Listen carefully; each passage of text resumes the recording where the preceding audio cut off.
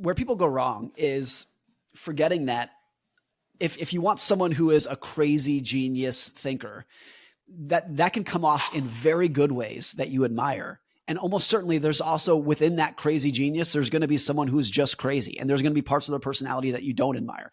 So when people look at Musk and say like, oh, he's rude on Twitter. He says things that are not politically correct. This guy's trying to go to Mars. Of course he's not trying to like remain within the box of civility. Like he successfully took on General Motors and Ford and NASA when he was like in his 30s. Of course he's not worried about like not offending people. He does not think like you and I. That's what we love about him. That's what's amazing about him. And it's unavoidable that there's going to be parts of that exact same personality that rub you the wrong way. I think that's unavoidable.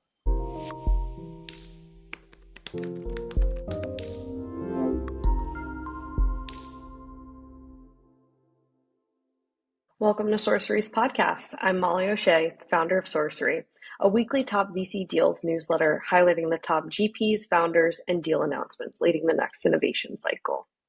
Today, we have Morgan Housel, partner at the Collaborative Fund and New York Times best-selling author of The Psychology of Money and his newly released The Same as Ever, A Guide to What Never Changes. In total, his books have sold over 5 million copies. This will be a fun one. I hope you enjoy. Hi, Morgan. It's a pleasure to have you on today. Thanks so much for having me, Molly. Happy to be here. So this is going to be a great conversation. We're going to weave in some of your wisdom from writing as well as your exposure to the VC world. And to get things started, I would love to learn how it all began. Who is Morgan Housel and how did you start your career?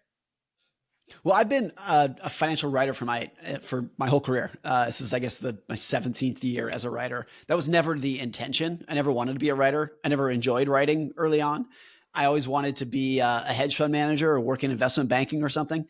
I graduated college in 2008, which was very unfortunate timing to be a finance econ major during that time. Everyone was laying off. Not a single company was hiring back then. It was truly a terrible, terrible time to be looking for a job in finance.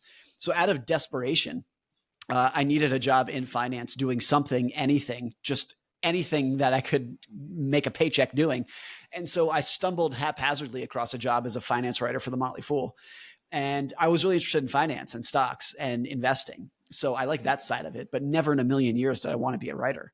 And I think I actually looked down upon it. Like the idea of being a writer seems so not where I saw my career going at all. But I needed a job. So I thought, okay, I'll do this for 6 months or something before the market stabilizes and I can become a hedge fund analyst or something like that. But I really just fell in love with writing. It took a while. It took probably the first 2 years felt like just work. But after a while, I actually loved the fact that I was not in the trenches. I'm not a fund manager. I'm not a financial advisor. I just someone who's very interested in finance, who is viewing from the bleachers, so to speak, just like watching what everyone else is doing and trying to figure it out. I would also say I'm not a journalist. I'm not out there, talking to sources and breaking news.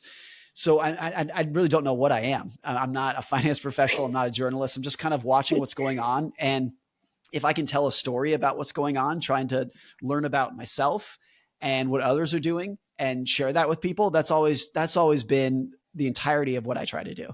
So I worked at the Motley Fool for almost 10 years and then joined the Collaborative Fund 2016, where I've been ever since, where my entire job is writing and speaking, and then started publishing books in 2020. And that's been my whole career. Yeah, wow. I mean, I certainly feel like you just kind of spoke about sorcery a little bit. Like I've just been kind of doing this alongside my work, actually in VC, but like as an investor, I started this on the side and I've just been writing for the past like 3 years. It's taken up a little bit more recently, but at this point I'm like, I don't think I'm a newsletter writer. Like I'm definitely not in that game. I write a newsletter, but I'm definitely not a newsletter like writer. And now I just have a podcast because it's kind of an extension of sharing those stories. But it's weird to kind of like view that and separate the identity of like, I'm not breaking news. I'm not going direct to sources. I'm not trying to create exclusives. At this point, it's like cultivating really great networks and bringing people together and sharing their stories alongside this kind of bubble of the VC ecosystem. Whereas I'm also an investor at funds. And so, as you've grown your career and you've put out more books, I think I've read you've sold over 5 million books. That's right. The vast majority of those are from my first book, The Psychology of Money. The story I like to tell about it is that, and this is maybe like actually ties into like VC power law tales and stuff. The first print run of Psychology of Money was 5,000 copies, and we did it because that's what we thought it would. If we sold 5,000 copies, we would have been stoked. Like the book industry is not. It's not easy to get people to pay $25 for a piece of content that they're used to getting for free. So it's very difficult to get people to pull out their credit cards and pay for content, and it's very difficult to sell books. And so there was absolutely no indication at all that it would go on to do what it did. We would have been happy with 5,000. And when we upped the print run to 10,000, that felt like so ambitious. And then we went to 20,000, and that just felt like, what are we doing? There's no way we're ever going to move all of these. And just recently crossed 5 million, about 3.5 years after it launched. So I actually think it's a good analogy for a lot of startups, and like anything in life that is driven by tales is like that. And to me, the biggest lesson was that it was totally unforeseeable. I didn't see it happening. The publisher didn't see it happening. My friends, family, like, no, none of this happened. And I think that's actually the case for a lot of startups. Maybe in hindsight, for all of these things, you piece it together and you can create a narrative about why it worked. But I think the truth for a lot of people is that when a company raises its seed round, it's not obvious to many people at that moment what it's going to become. I've known plenty of VC funds that when they look back in hindsight and they have 2 or 3 massive winners, massive exits, by and large, those were not the companies that they expected to be driving their portfolio returns when they first made those investments. And by and large, there were other portfolio companies that they said, oh, if there's a if there's a company in our portfolio that has a chance of becoming 100x, it's this one. And in hindsight, it's usually not that one. It's this other one that no one was really thinking about. Oh, we made a bet on this crazy guy. Like, I don't think it's going to come into anything. That's the one that ends up happening. So a lot of these things are just very unforeseeable. And I've seen that in the blog world as well. In my whole career, I've published literally thousands of blog posts. And there are so many times when I'll be writing something and I'm like, this is so stupid. This is so obvious and dumb, and it's not well written, and it blows up. And the opposite happens just as often. I'll write something where when I'm finished, I'm like, this is good. This blog post is going to change my career. And it's a total dud. Nobody likes it. Nobody reads it. Goes nowhere. And I've stopped even trying to predict what any of the content that I produce is going to do, because after doing this for 17 years, I haven't figured out really any correlation in terms of what's going to move the needle and what's not. It's really just I do think, and this sounds a little fatalistic, but I think 90% of virality, whether it's in content or maybe even companies too, maybe a little less for companies, but a significant part of virality is luck. It's something that you really can't put your finger on why it works. Now, of course, there's someone like Mr. Beast who's built up such a platform that he could publish anything and it would get 300 million views. So there's people that have a platform that they've built, and obviously that's not luck every time. They've built that platform for themselves. But there's so much, even someone like authors like Stephen King. I think he's written 50 books, and like 90% of his sales come from 2 of them. It's always, even if you look at a top tier content creator, it's tail driven returns all the way down. And I think if you're not used to that in VC or in content, whatever it is, it can be pretty jarring when you experience it.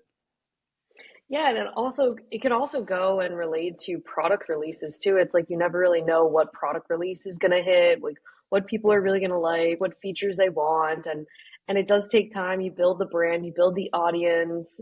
Sometimes people need specific wording, or you never really know what it is. And then even on the Mr. Beast point, like it's so funny to see how he has taken off.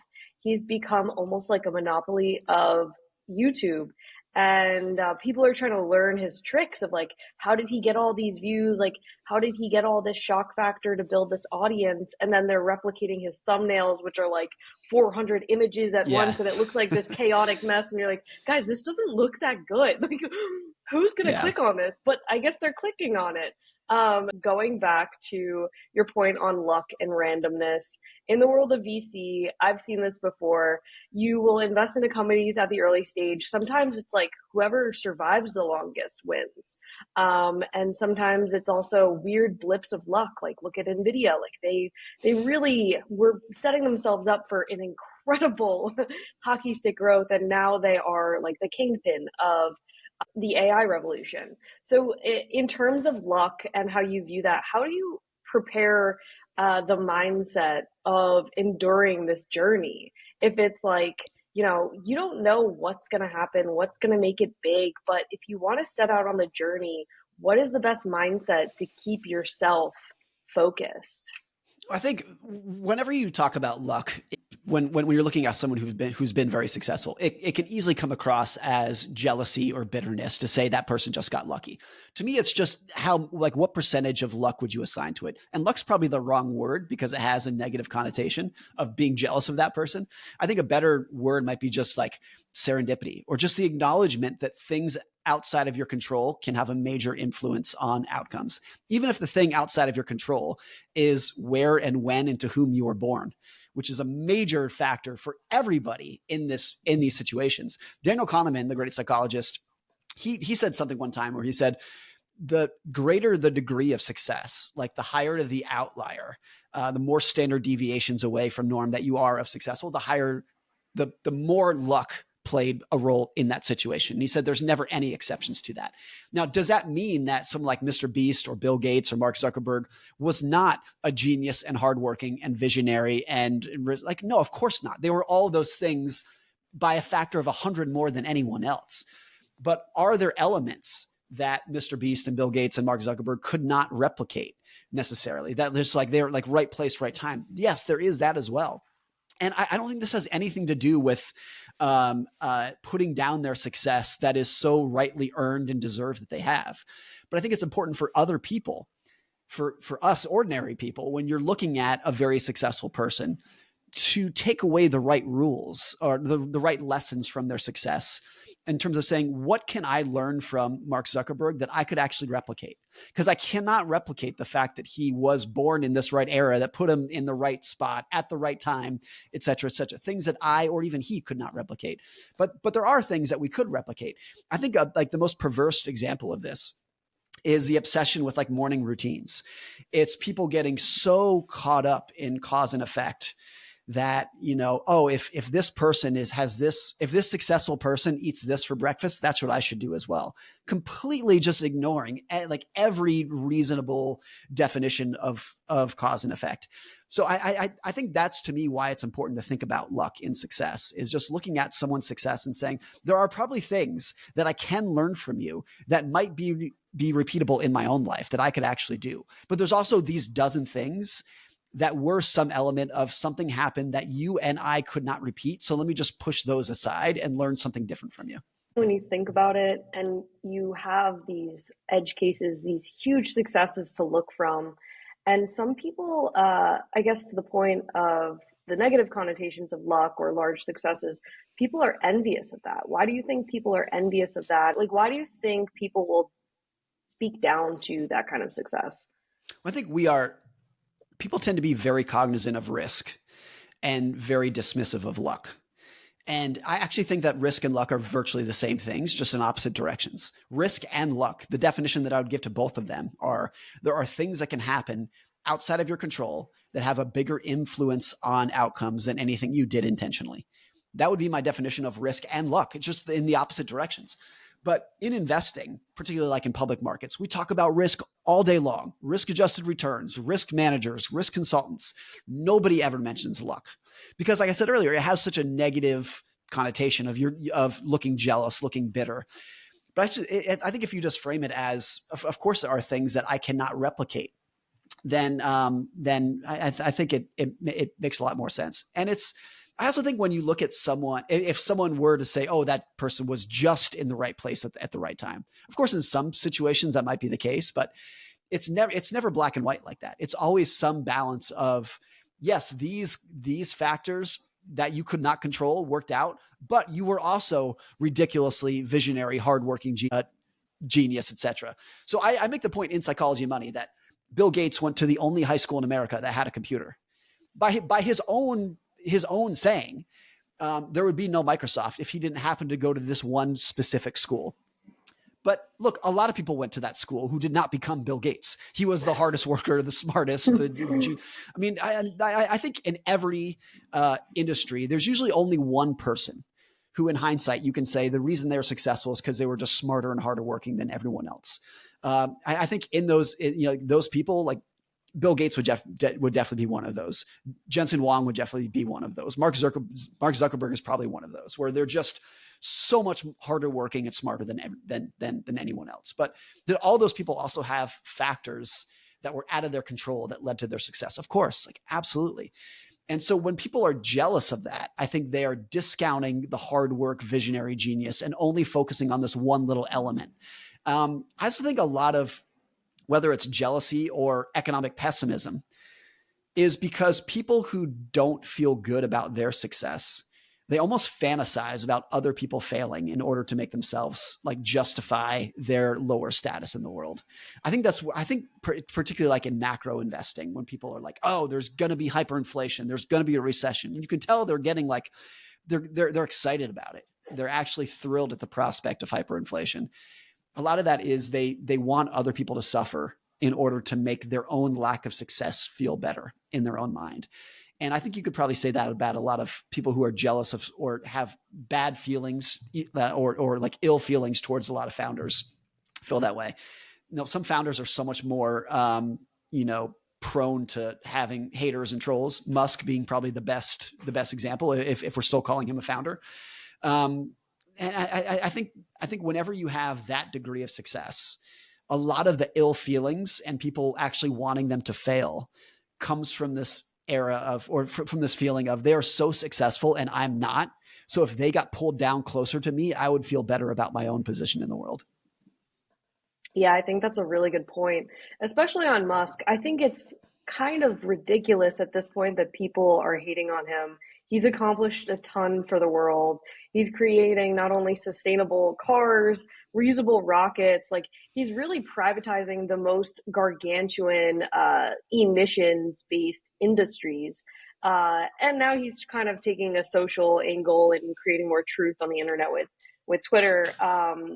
Say what you want about that. I think it's a much better product. Like the guy comes in and he almost does like a barbarians at the gate approach. It's like, nope, we're going to take this down to the bare metal and we're going to build it back up. And it's going to be more efficient. It's going to be more lean. It's going to be more productive. Just talking about really successful people. Do you find, what do you find about their personalities? Do they have certain quirks? Are they similar? Are they more, arrogant? Are they nice? Like, are they kind? I think for so many of these people, where people go wrong is forgetting that if you want someone who is a crazy genius thinker, that can come off in very good ways that you admire. And almost certainly there's also within that crazy genius, there's going to be someone who's just crazy. And there's going to be parts of their personality that you don't admire. So when people look at Musk and say like, oh, he's rude on Twitter. He says things that are not politically correct. This guy's trying to go to Mars. Of course he's not trying to like remain within the box of civility. Like he successfully took on General Motors and Ford and NASA when he was like in his 30s. Of course he's not worried about like not offending people. He does not think like you and I. That's what we love about him. That's what's amazing about him. And it's unavoidable that there's going to be parts of that exact same personality that rub you the wrong way. I think that's unavoidable. Everyone wants a crazy genius thinker who is also like fits within every single like slim box of civility and morality and whatnot. And it almost never happens. So many, maybe there are exceptions to this, but I think it is the norm that the ridiculously successful, crazy genius entrepreneur also has personality traits that you and I would not want to associate with, probably wouldn't want to work with, wouldn't want to marry, wouldn't even want to have them as a friend. I mean, the most obvious examples, Henry Ford was the most visionary genius of mass manufacturing who's probably ever existed. He was also a rabid anti-Semite and a terrible human being in many aspects of this. Thomas Edison was a monster of a human. Steve Jobs, the greatest visionary of our time, would not be someone I or you would probably want to work for. And I think even the people who worked for them, who did work for him, would say it was amazing. I learned so much, and it was the hardest and most frustrating thing that I ever did.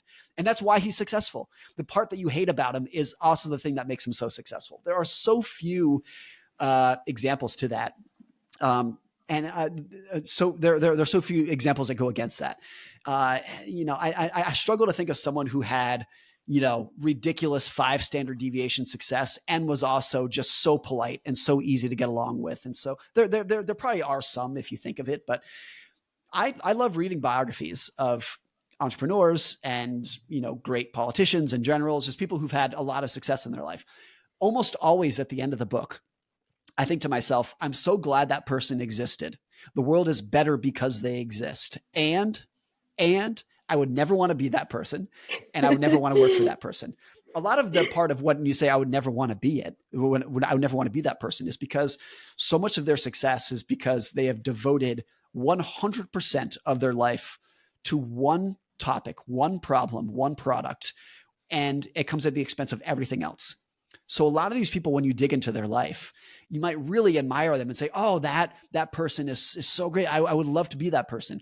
But their success came at the expense of their family life, their marriage, their kids, their own mental health, their own physical health. And that's why I get to the end and I'm like, I'm like, the world is so much better because of you, and I would never want to be you. I think it's important to understand that because a lot of people, if they're only looking at the first part, I would love to be a decabillionaire founder that changes the world. Great. I would too. But the fact is, and this is not to put on anyone else. This is just my own view, my own personality. I would never want to be that. I want to be the kind of person who spends most of my life hanging out with my wife and kids and going to bed at 9 o'clock and sleeping 9 hours and having time to exercise and take care of myself. And to mix that with, I also want to be the absolute top of my field, whatever that field is, I think can lead a lot of people astray. Musk hinted at this a couple months ago in an interview where he said something along the lines of, you might think you want to be me, but you don't. And he said something, I'm paraphrasing. He said something like, it's a storm inside my brain. Like it's chaos. And I actually think the right word to describe a lot of these people in any career, whether it's sports or startups, whatever it would be, it's not driven. It's not motivated. I think the right word is tortured. They are tortured that there's a problem they're trying to solve. They have not quite yet solved it. And they wake up just absolutely out of their minds, anxious and tortured to go solve it. And so, yeah, I so look up to and admire these people without wanting to be them. I don't think that's a contradiction. I absolutely agree with that, by the way. And I would love to get 9 hours of sleep every night. So that's the goal. I did read, I read Elon Musk's book. In hindsight, it was kind of crazy. I read it in one weekend. I listened to it on Audible. I was just so interested. How does this man do this? What is his life like? And by the end of it, to your point, I learned, oh my gosh, like he is entirely driven off of trauma. He's driven off of trauma and it's like a reaction and he's got to solve these things. And it's like an obsessive personality type thing. I get it. I have OCD every now and again where I just need to do something. When I get it done, like I go zero in, tunnel vision, and I execute. But he does this for everything. And then he stacks them on top of each other. And now he's like the CEO of like 5, 6 companies. It's insane. It's pure madness. And I would say tortured is a good word. That is one entirely different beast. And that's okay. That's okay. Because we need people like that. Yes. They are the ones who make the world so much better. And if you are one of those people or aspire to be one of those people who are listening, nothing that I just said should discourage you. I think so much of finance and business is just understanding your own personality. And a lot of the problems come from when people say, I want to be that person. But the truth is you don't have that kind of personality, but you try to force it. You're trying to force that motivation and force that passion, and that never works. So I'm completely fine to admit that's not my personality. I so admire the people for whom it is, but it's not mine. And so I just embrace that that's my personality. I try to find a career that harnesses the skills that I have or avoids the skills that I don't have. and go from there. It's just about looking in the mirror and trying to figure out who you are. Yeah, it's a good point. And I think I was talking with my mom or my sister, and we were looking at even Taylor Swift's like jet activity. This is like a big joke online, but like, there's memes and photos of like her jet crashing into a living room telling, saying, I just wanted a cup of coffee. But between her and Musk, like they're constantly traveling, they're constantly on a plane, they are on a mission, they are going for it. And it's commendable. They're creating like the most incredible, whether it's entertainment and vibes around the world to actual industrials and manufacturing and creating the new infrastructure of how things are made. People that if you do happen to have a chance to have a meeting with them, their scheduler, their assistant will be like, oh, this person has a 6-minute window that they can talk to you. And I mean, their schedule is literally scheduled down to the absolute minute every day. And this gets, I'll just repeat what I've been saying. Like, amazing that exists. But if my schedule was down to the minute, I would implode after 2 days. I couldn't do it. I need time to rest and think and recover. Whereas a lot of these people don't. They just keep going and going and going. It's a lot. So I want to get back to your writing. You just released The Same as Ever, A Guide to What Never Changes. It was an instant New York Times bestseller. I've read it about 3 times already. It kind of encapsulates everything you need to know, whether you're in a transition in your career or your life, or just want an outside perspective. You cover in about 24 chapters the cyclical nature of life, human behavior, what it means to live a meaningful life. And we kind of just alluded to this a little bit in terms of being super successful and super busy, or being balanced and having the life and the long compounding success. You also offer a wider perspective. What I found to be pretty, I would say calming, is you really focus on in this book what is permanently true. I'd love to learn more about what you're thinking about when you're writing this, and what were you hoping people to get out of it? Well, I think it came from partly a frustration that I had, or almost a cynicism that I had after being in the financial media industry for so long, that the majority of the financial media was based around forecasts and trying to predict what's going to happen next. And the success rate of it was near zero. And it just frustrated me that, like, I just felt like so much of the financial content that was out there in terms of predicting what stocks to buy, predicting when the next recession is going to hit, predicting the next bear market, I felt like so much of it was just bullshit. And it made me kind of cynical to say, like, okay, well then what do you do next? If you can't forecast the future, what do you do next? One of the things that you could do is just say, nobody knows anything, don't even try. But that felt inadequate too. That didn't feel like the right response. So then, as an amateur reader, student of history, to me, what was always so fascinating about history is coming across something that you read, something that took place 100 years ago or 500 years ago, and realizing that people were behaving the exact same way back then than they would today. So when you read about the Great Depression or the roaring 1920s, the details of what happened back then in terms of the kinds of businesses there were, the kinds of regulations they were, are obviously completely different than they are today. But the behaviors that people had around greed and fear and uncertainty and their reactions to it are identical to what it is today. And if you were to go back and read about the recessions of the 1870s and the 1890s, it's the same thing. It's the exact same reactions that people have, how people become over optimistic, how they become overly pessimistic, how they latch on to certain stories. It's never changed. So that to me was kind of the answer to the first part of what do you do with this fact that we're very bad at predicting the future? To me, it was rather than fooling ourselves into thinking that we can predict what's going to change, let's focus instead on the behaviors that never change. Because I don't think anyone knows when the next recession is going to happen.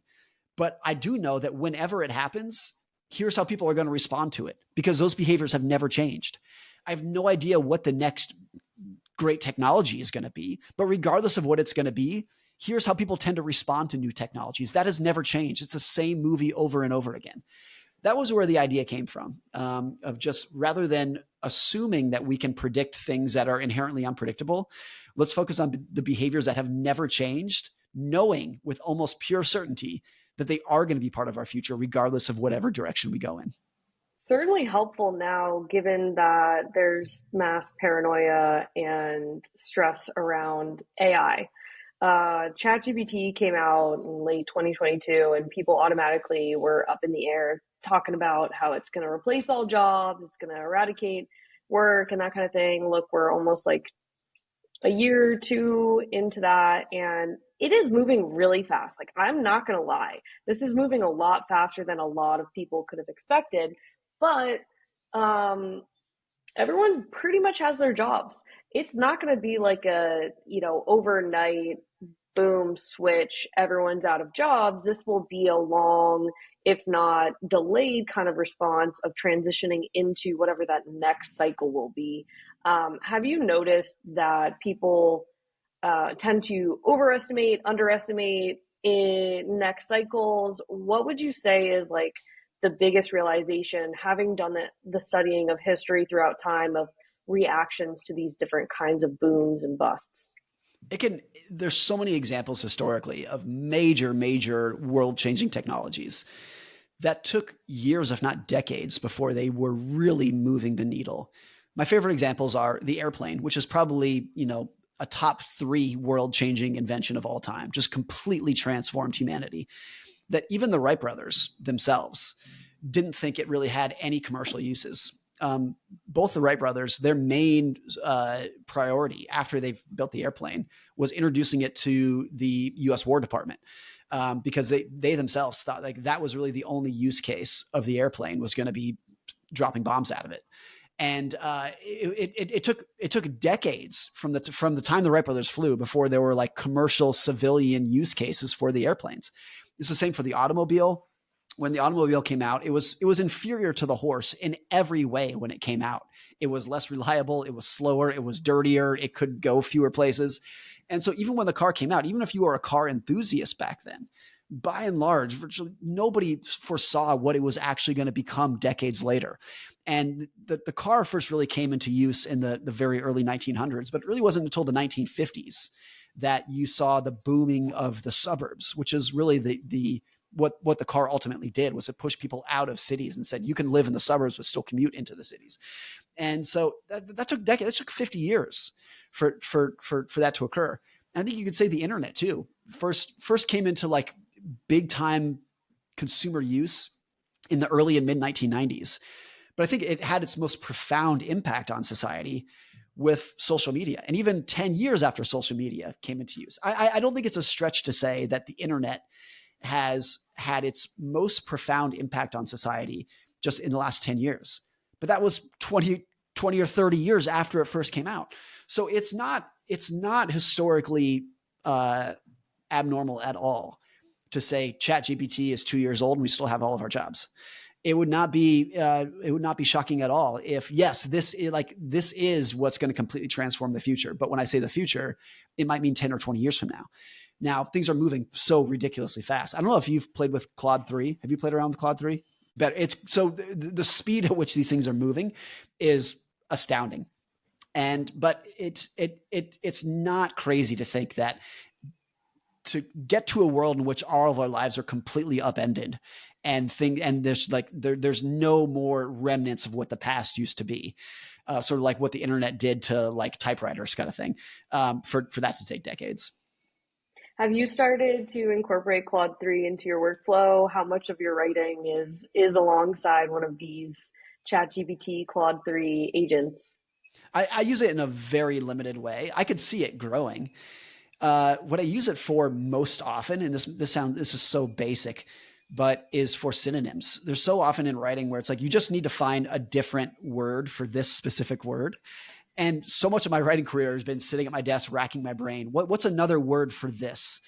That ChatGPT and now Claude 3 is very, very good at. Give me 10 alternatives for this word. Like, oh, that one's perfect. I'll pop it in. That's such a basic use case. It's obviously 1/1 billionth of what it's capable of doing. But I have a few times uploaded a draft of a blog post and just said, give me feedback on this. Just very basic. I wrote this blog post. What do you think of it? And I would say the feedback is actually really good. It's actually pretty good. But have I actually incorporated a lot of it? No. Like I'm impressed with the feedback, but I'm like, yeah, but that's not really my style. That's good feedback, but I actually like it this way better. So I could see the potential, even if I haven't used it that much in my writing. Yeah, I've been using mostly Perplexity because you get the sources each year. So we came out of COVID, ZERP happened, interest rates fell to zero, there was excess capital in the market, public equity investors all of a sudden figured out they wanted to be closer to alpha. They got into early stage investing. Next thing we know, they're pumping up early stage valuations. They're kind of just tearing through the asset class in general. There's overfunding of managers, there's just excess capital everywhere. It seems like we are still trying to reel ourselves back from that and get back to basics. But what do you think happened there? Like, what goes on in the mind of investors when there's just too much capital? I think on one hand, it was inevitable. It was as soon as you get to a ZERP world and that much capital sloshing around, the odds that this would have happened were 100%. And I think why that is at the most basic level, every company's valuation, whether it's a startup or a public company or even a bond, is a number from today multiplied by a story about tomorrow. It's always what it is. You have a current number of like, here's earnings per share in a stock, and then you multiply it by a story about tomorrow. And the story is, I think this company is going to grow by this amount. It's just a story. It's not a fact. It's just a story. And so I think once you have ZERP, then the story side of that equation becomes pretty much the only thing that matters. I mean, in any discounted cash flow model, if your discount rate is zero, then earning $100 10 years from now is just as valuable as earning $100 today. So the story side of the equation became the most important part of it. And particularly in a like a social media driven world, the stories that people can tell are ridiculous and amazing and inspiring. So any story that you can make up about this company is going to be this in the future, it was like, great, I believe it. It's a great story. Therefore, it's worth $10 billion. I think even if you look at that as absurd and ridiculous, it was inevitable. And part of the reason that is because all markets are trying to do is find the boundaries of what other investors can bear. I think that's like at the simplest definition, that's what every market does. What are the boundaries of what other investors are willing to put up with? They're trying to find the highest valuation that somebody else will pay. And so it's always the case that in order to find that boundary, you have to go a little bit beyond it. You have to go a little bit beyond what people are willing to put up with so that in hindsight, you can say like, all right, that was too much. That was ridiculous. So markets are always going to get to a ridiculous level because that's the only way that they can find the boundaries of what other people can put up with. So I think we found that in the last couple of years. The other thing is that there's a whole generation, probably people like your age, who have only known ZERP throughout their whole professional career. And even for someone like myself, when I was in my early 20s, interest rates were 4 or 5%, but the vast majority of my adult life, interest rates have been zero. And so to now get in an area where interest rates are 5.5%, which by the way, historically is not high at all, really throws people for a loop. And the idea that you can earn a half decent return on your cash in a money market fund, all of a sudden now that makes on the equation number from today multiplied by a story about tomorrow, the number from today is just way more important than it is. So I think in the startup world for most of the last 20 years, it was a case that you did not need to build a great business. If you just built a great product, that was all you needed to do. Now the gap between a great product and a great business can be 100 miles wide. And because the number from today now is important, it's created a world where very quickly, all of a sudden in the last 18 months, now you have to build a great business in addition to a great product. And the number of people who are capable of building a great business is way smaller than the number of people who are capable of building a great product. And I think that will throw a lot of investors and companies and founders for a loop, because you can be a ridiculously capable, talented, visionary product developer, but not a great business manager whatsoever. And I think the amazing businesses that stand out over time, the massive successes, Microsoft, Facebook, they got both of them right. They built great products and great businesses. Facebook is just an absolute cash machine. Microsoft is an absolute cash machine. And there are a lot of ridiculously great products that are not that. And that's, I think we're just literally in the last 18 months, we're seeing like the blunt force reality of that. People have certainly pushed the boundaries on all of this, especially in the story setting, right? So in your book, The Same as Ever, you talk about the best story wins. we saw that, and we saw that in really dramatic ways, especially in ZERP, because you had excess capital, and that kind of accelerated how much money you can raise, and people are competing. They want to raise the next round, and then you see like fundings are happening not years apart, but months apart, or and they're weeks apart. yeah, or weeks apart, and they're multi-million dollar raises. And then we see outcomes like Theranos, we see outcomes like FTX, and it's pretty toxic. But how do you think about, these cases of storytelling? Maybe it even accounts to Adam Newman and WeWork, right? Like, Mhm. that's a narrative based business. Community adjusted EBITDA, what is that? Who knows? But there are ways in which this is completely like rewrote the entire like ecosystem or industry and set new expectations for people, and only to get pushed back to zero and like understand, no, that was a fraud. Like, that was fraud. That Yeah. wasn't a real story. How do you think about investors coming into this next wave of the cycle, knowing that and hopefully learning from those I stories? think what's so hard about this is that in order to believe in any company's future, you have to believe in something that has not been created yet. This is especially true for startups, where you have to believe it's not taking a bet on something that exists today. You have to believe that this will exist in the future. So inherently, you have to believe in the story of what this can become. And I would separate Theranos and FTX, which were just straight up fraud, from something like WeWork, which was a story about what it could become, but it just became the most egregious kind of, I think Scott Galloway calls it yoga babble, where it's like, no, this is like a real estate company. That's what it is. It's just a real estate company. But what was the motto? Like enhancing the world's consciousness or something like that. And because of that, it can trade at literally 100 times the valuations of their other competitors. And that, I think, again, I think it's inevitable. So I don't necessarily shake my head about it. I think it's fascinating to watch, but that was just pure story. WeWork is interesting because it shouldn't have been a story. Like in a real estate leasing business, it should be like a pretty reasonable model that you can forecast out into the future. But it just got turned into something that was so far distant from what it actually was. But it's so hard. Like imagine in hindsight, you have a time machine and you're going back to 1996 or whenever it was, and Jeff Bezos was raising a seed round for this new company that I think he called it Cadabra at the time, that turned into Amazon. Uh, it sounded ridiculous. It sounded absurd. And I imagine the early pitches for Tesla, the early pitches for all these companies sounded ridiculous. The early pitches for Uber, like, hey, a bunch of strangers are going to get into a stranger's car and like it's all going to be in your phone. All of it, you have to believe in something that doesn't exist in the future. So the fact that we can point out Theranos and FTX and WeWork, I think doesn't do justice to say that like you shouldn't believe in ridiculous stories, because the ones that do work out were also ridiculous stories. And so but that also highlights why there's such a naturally low hit rate in these things. Even the best VCs are going to have a small minority of the bets that they make are going to turn into great things, because you're believing in stories, and a lot of these stories just don't pan out. I think it's amazing to watch. The examples of fraud are shocking to watch, but I also think it's just how this works. It's the nature of it. And the hit rate is probably going to be much lower now. And there's going to be a significant culling of both VCs and startups because the stories got ridiculous. But there's always has been and always will be the storytelling aspect of it, which requires you to believe something that doesn't exist yet.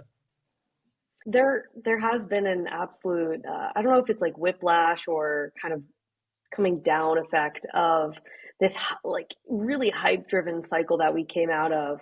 And now we're going into an entirely new replatforming of potentially the internet, right? With AI. I had Alex Kolasich on the podcast. He's founding partner at 8VC. And he was talking about how he thinks that 60% of funds are going to disappear. Yeah.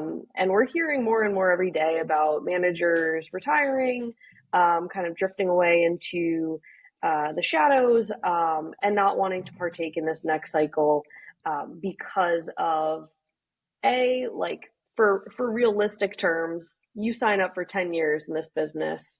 The outcomes take a really long time. You're investing now over like a 3 to 4 year time horizon, and then you have to manage those investments.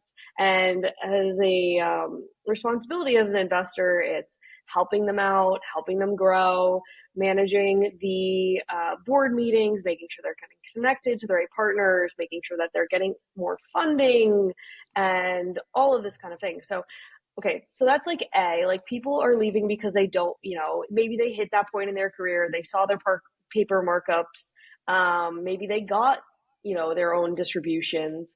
And then there are some that aren't going to make it through this cycle because it's exhausting and they just don't want to do it again. And that's okay because like we were talking about earlier, everything's not for everyone, and this is certainly a weird world of finance where you're betting on luck and randomness, and sometimes the anecdotes don't necessarily match up with the data, and things could swing, markets could change. How do you view success and identity, and what do you think is the true measure of being in it for the long run with kind of a sound mind? I think I forget who said this quote. So this is I can't take credit for it, but I think the quote was, "The only performance metric that counts is survival." And the person who said I forget the woman's name who said that, but she was not referencing startups or VC. I think she was talking about sports, but you could apply that to anything. And it's always the case that whenever you have a capital cycle in any, whether it's public markets or private equity or VC, that you're going to get a lot of tourist investors, people who are there because it's fun and they want to be there to enjoy the view, but they're not sticking around. And if you are the kind of VC that were like, oh, it was really fun when the numbers went up and I felt like I was minting money and milking the 2 and 20. But now that half my portfolio companies are failing and the board meetings are getting tough, I don't want to do it anymore. Then look, I have empathy for why you got yourself into that situation, but please go find something else to do for everybody's sake. If you don't enjoy it, for your own sake, go find something else to do. It's inevitable that that's going to happen. It's inevitable that there were way too many people coming into the industry. It's inevitable that they're going to go out. And so I think that's great. That's a normal, healthy part of any capital cycle that you're going to see that go out. I mean, a lot of that happened in private equity over the last decade, where particularly around 2004, 5, and 6, there's just an explosion of leverage buyouts. And a lot of those people were tourists and they got flushed out. Same with people who were investing in gold and oil in the early 2000s, like an explosion of gold and oil funds that all got flushed out. So that's always going to happen. I think that's a normal part of the cycle. I think in any field, this is not a bold statement, but like you earn your value when it's hard. You show your skill when it's hard. And so if you felt like you were skilled in VC over the last 5 years, but now you're struggling, like there's kind of your sign. And look, I think virtually everyone is struggling to some extent right now. Some people are doing much better than others, but this is when you prove your value. This is when you actually get to show that you are skilled at what you're doing.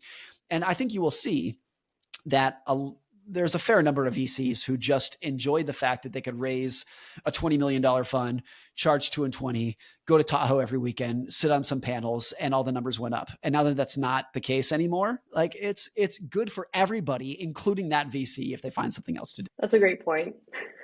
To close out, 2 more questions. I guess following on from that though, what advice do you have for those that are still in it, that are committed, they're moving through the trenches, and it is hard? What kind of advice do you have for investors out there? Well, I think in any kind of investing, you have to identify what the cost of success is. What is the price tag of success? And of course, there's a price tag. If you want to do well in any industry, any career, there's a cost to that success you have to be willing to pay. And I think just identifying what that price is and be willing to pay it is the most generic, but I think the most powerful advice and like model that you can use in any career. So in public markets, it's dealing with a never-ending parade of volatility and uncertainty. Market goes up 20%, down 40%. That's like you have to deal with that. That's the price of success, is dealing with that volatility. And I think if you're looking at VC, it's the exact same thing. It's just a slower cycle. The stock market can fall 20% in a day. Whereas in VC, it's like it's a slower burn on the way out, and maybe that cycle of markdowns plays out over a 3 or 4 year period. But it's going to be there, and dealing with that and being able to survive and endure that is the price of success.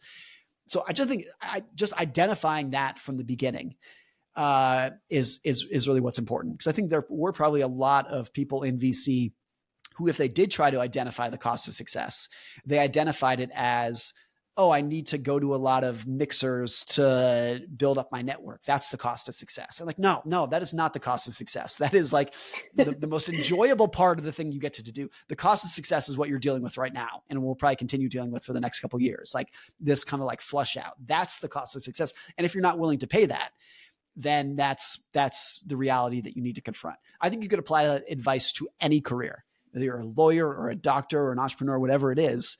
I just think you're seeing it in a very stark way today in VC. Certainly. Yeah. It's, we're in it.